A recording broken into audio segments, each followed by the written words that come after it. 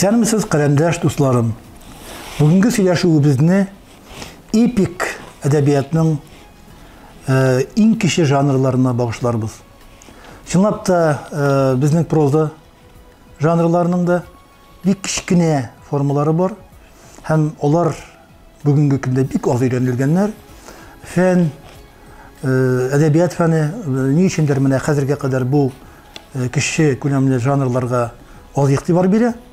Ләкин шуңа да карамастан, менә 90-нчы елларның ахырларыннан бу кече жанрларга игътибар көчәя башлады. Рус әдәбиятында, рус әдәбият белемендә бигрәк тә менә җанлану сизелде. Мәсәлән, 1998 елда Иван Тургенев исемендәге фестиваль башланып китте. Һәм анда инде самая короткая проза дигән антологияләр, җыентыклар чыга башлады. Һәм ел сайын шушындай бер җыентык күзгә күренеп тора. Фестивальләр, конкурслар булып тора. Менә шуңа күрә аз өйрәнелгән булса да, бик кызыклы жанрлар системасы, кече эпик жанрлар. Әле менә хикәя турында, безнең новелла турында сөйләшүләр булды. Кыска хикәя, кыска новелла дигән жанр түрендә бар бит. Ягъни хәтта әйтергә була мини-роман, мини-повесть дигән төшенчәләр дә бар. Хәзер аны Көнбатышта да, рус әдәбиятында да, татарда да бер-ике очрак булды. Мини-роман, мини-повесть. Кызык бит. Менә шуңа күрә кече жанрлар байып тора. Ә инде чын, менә традицион кече жанрларга керүче түбәндәге формаларны әйтергә була. Әйтик, менә хикәяне беләбез инде без, новелланы, әкиятне беләбез, очерк, эссе. Менә булар инде чын классик кече жанрлар. Ләкин оннан башка да безнең жанр формалары бик күп. Төп үзенчәлеге менә бу кече жанрларның. Автор шигендә, күләмендә, шул вакытта темада да хәтта геройларның язмышында интуитив рәвештә билгели. Интуитив рәвештә менә бу. Хикәя, новеллаларны кертмибез, чөнки алар инде классик, традицион жанрлар. Менә хәзер сөйләнәчәк кече жанрлар. Монда күбрәк авторның үзенең ичке халәтеннән, ичке кәефеннән, настроениесеннән тора. Менә шуңа күрә интуитив дигән сүз килеп керә монда. Мин үзем аны бик еш кулланам, чөнки интуиция шулай ук язучы өчен бик кирәк әйбер. Менә кече жанр формаларында ике тип форма билгеләнә. Берсе аның шикләре, кысалары, азмы күпме билгеләнгән, түгел, үзенең хасиятләре, үзенең үзенчәлекләре булган жанр формалары, һәм бөтенләй шикләре, кысалары булмаган, бардык менә шушы кешенең күңел халәтеннән, интуитив халәтеннән, интуитив фикерләвеннән генә тора торган жанр формалары бар. Әйтик, менә түгел рамкалары, түгел анда стиле, композициясе булган кыска кече жанрларга түбәндәгеләрне кертергә була. Менә кыска хикәяне әйттек инде, ул мини хикәя, миниатюр хикәя дип әйтәләр инде аны. Кыска новелла, новелла миниатюра диләр инде аны. Мини-роман, мини-повесть, буларны инде әйтеп киттек. Андый жанр формалары да бар. Татарда иң төп кече жанр ул нәсер. Нәсер инде ул безнең күптәннән формалашкан, аңа инде бер 120 еллап, инде беренче нәселләрдән шундай үрнәкләр күргәннән соң 120 еллап гомер үткән. Безнең бик күп, бик оста нәсерчеләребез бар, Мәхмүд Мәксудлар бар, әйтик, шул ук Гадел Кутуйлар бар. Мин үзем дә нәсердә бик нык эшлим, чөнки минем Тозлы яңгыр китабым бары тик нәсерләрдән тора. Менә шушы нәсер жанры ул түгел композицияга, түгел принципларга нигезләнгән кече жанр. Ни өчен? Чөнки нәсер ул лирик, ичке бер лирик логикага нигезләнә.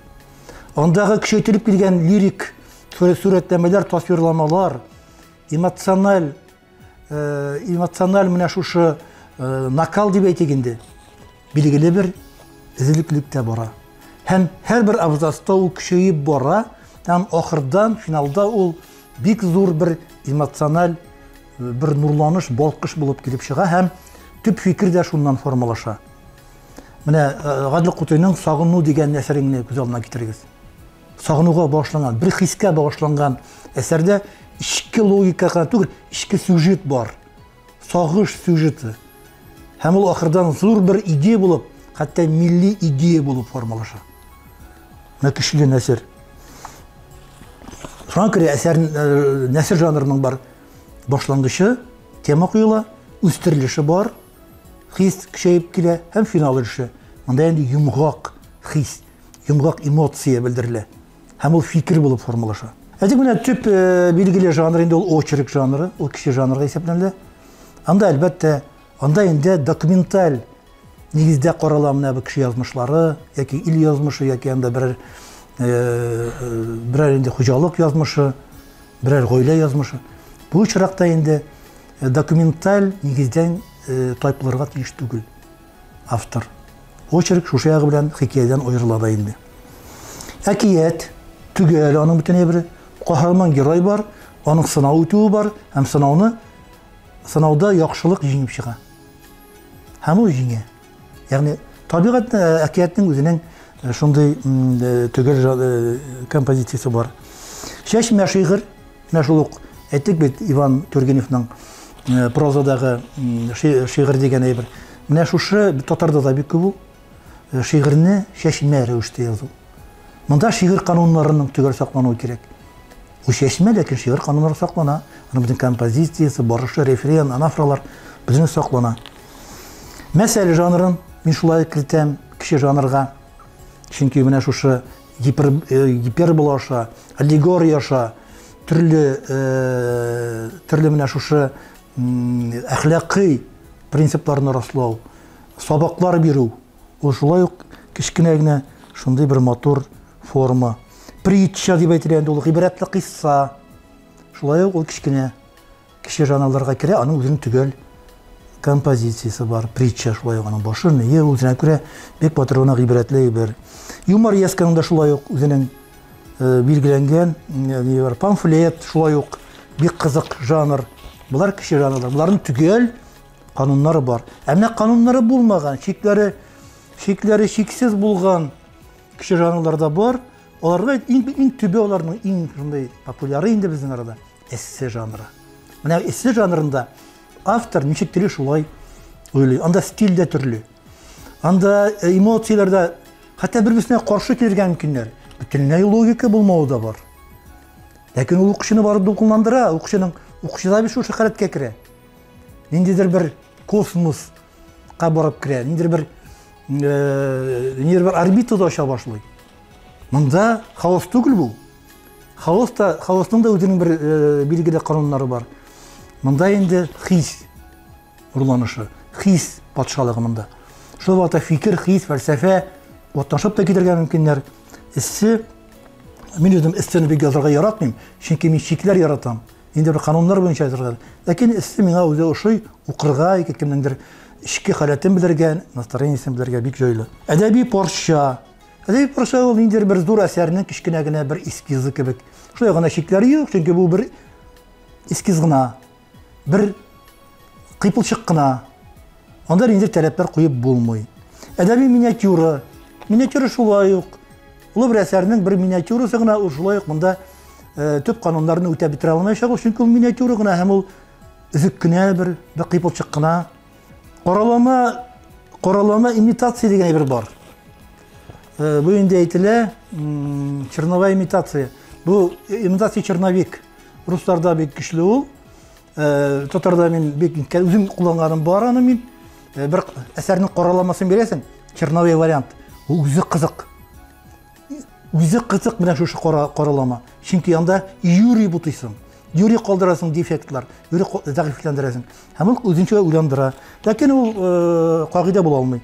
Һәм ләкин әдәбиятның төп жанрларыннан була алмый. Әйтик менә соңгы вакытта кулланыла башлады flash fiction. Бу инде аны әйтергә була тарих, балкыш. Ягъни әйтергә була инде аны русча әйтсәк, история вспышка. Менә монда ниндидер бер ачыш ясап, бер көтелмәгән әйберне биреп алу гына. Аның конкрет сюжеты да юк, логикасы да юк. Ләкин шушы бер кичкенә генә ярты битлек кенә текстны биреп укучыны шаккаттырырга була, аның дулкынландырырга була, хәтта шок хәленә китергә була. Менә шушы flash fiction соңгы вакытта дөнья әдәбиятында бик популяр. микрофикшн да бар, очерк миниатюрасы бар, миниатюра очерк бар, әдәби реплика бар, филетон, репортаж, әдәби, махсус жанр белән. Булар барысы да күләмле жанрга керә, ләкин буларның шикләре шактый сыек.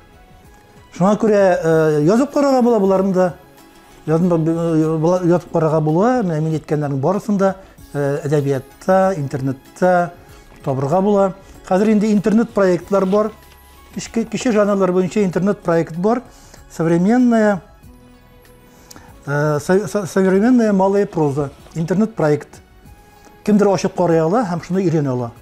Анда бар лаборатория, анда бар күнекмәләр бар анда, кагыйдәләр, мисаллар бар. Карагыз. Чөнки кече жанр ул бик кирәк әдәбиятчы өчен, бигрәк тә башлап җибәрүчеләр өчен. Чөнки кече жанрны үтмичә торып, олы жанрга керү кыен.